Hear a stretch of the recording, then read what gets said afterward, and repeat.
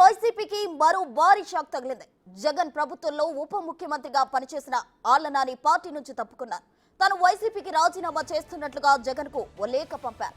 Eluru YCP అధ్యక్ష పదవితో పాటు party ప్రాథమిక సభ్యత్వానికి రాజీనామా చేస్తున్నట్లు లేఖలో పేర్కొన్నారు.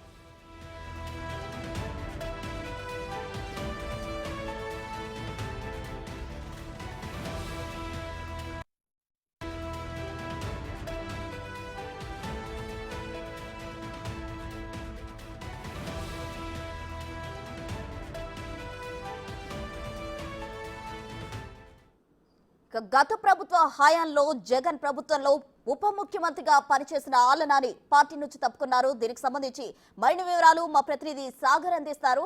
సాగర్, చెప్పండి, అసలు కీలక పాత్ర పోషించిన కీలకంగా ఉన్న వ్యక్తి పార్టీ నుండి తప్పుకోవడం ఏంటి? ఆళ్ల నాని పార్టీ నుండి తప్పుకోవడానికి గల కారణాలేంటి?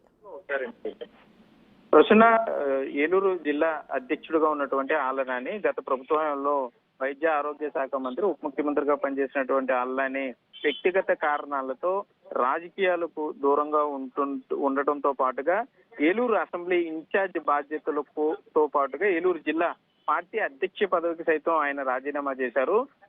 మాజీ సీఎం జగన్మోహన్ రెడ్డికి ఈ రాజీనామా లేఖను పంపించడం జరిగింది. దాంతో పాటుగా ఆయనతో పాటుగా ఇటు పెద్దిరెడ్డి మిథున్ రెడ్డితో పాటుగా రీజనల్ పెద్దిరెడ్డి మిథున్ రెడ్డి కూడా ఈయన తన రాజీనామా లేఖను పంపించడం జరిగింది. ప్రస్తుతం ఇప్పటి వరకు ఆళ్ల నాని 7 సార్లు ప్రత్యక్ష రాజకీయాల్లో పోటీ చేయడం జరిగింది. 3 సార్లు అసెంబ్లీకి ఆయన ఎమ్మెల్యేగా వెళ్ళటం జరిగింది. కాంగ్రెస్ పార్టీలో 2 సార్లు, కాంగ్రెస్ పార్టీలో 3 సార్లు ఆయన పోటీ చేయడం జరిగింది. అట్లాగే 2 సార్లు ఆయన విన్ అవటం కూడా జరిగింది. జగన్మోహన్ రెడ్డి వైఎస్ఆర్సీపీ పార్టీ పెట్టిన తర్వాత కాంగ్రెస్ పార్టీకి రాజీనామా చేసి ఆయన జగన్ తో పాటు వైసీపీ బాట పట్టారు. అప్పటి నుండి కూడా వైసీపీలో యాక్టివ్ రోల్ తీసుకున్నారు. వైసీపీ ఇటు ఉమ్మడి పశ్చిమ గోదావరి జిల్లాలో వైసీపీ పార్టీ గెలుపుకు ఆయన కృషి చేశారనే చెప్పుకోవచ్చు. అయితే వైసీపీ పార్టీ ఘోర పరాభవం చూసిన తర్వాత 2024లో ఆయన ఈ నిర్ణయం తీసుకున్నట్లుగా తెలుస్తుంది. ఇప్పటికే ఏలూరు నగర అధ్యక్షుడు బొద్దాని శ్రీనివాస్ తో పాటుగా ఏలూరు రూరల్ అధ్యక్షుడిగా ఉన్నటువంటి మంచం మైబాబు కూడా 15 రోజుల క్రితమే రాజీనామా చేశారు. సో ఏలూరు జిల్లా వ్యాప్తంగా వైసీపీలో రాజీనామాల పర్వం మొదలైందనే చెప్పుకోవచ్చు. ఆళ్ల నాని రాజీనామాతో వైసీపీ కేడర్ అంతా తీవ్ర నిరాశలోకి వెళ్లారనే చెప్పుకోవచ్చు. ఇప్పటి వరకు కూడా ఆయన ఒక చుక్కానిలాగా ఉండి పార్టీని నడిపిస్తూ వచ్చాడు. అటువంటిది ఆళ్ల నాని ఒక్కసారిగా పగ్గాలు వదిలేయడంతో ఇప్పుడు సమర్థుడైన నాయకత్వం గురించి వైసీపీ వెతికే పనిలో ఉన్నారని కూడా చెప్పుకోవచ్చు. అయితే ఆళ్ల నాని ప్రస్తుతం అందుబాటులోకి రావటం లేదు. ఆయన కేవలం రాజీనామా లేఖను మాత్రమే పంపించడం జరిగింది.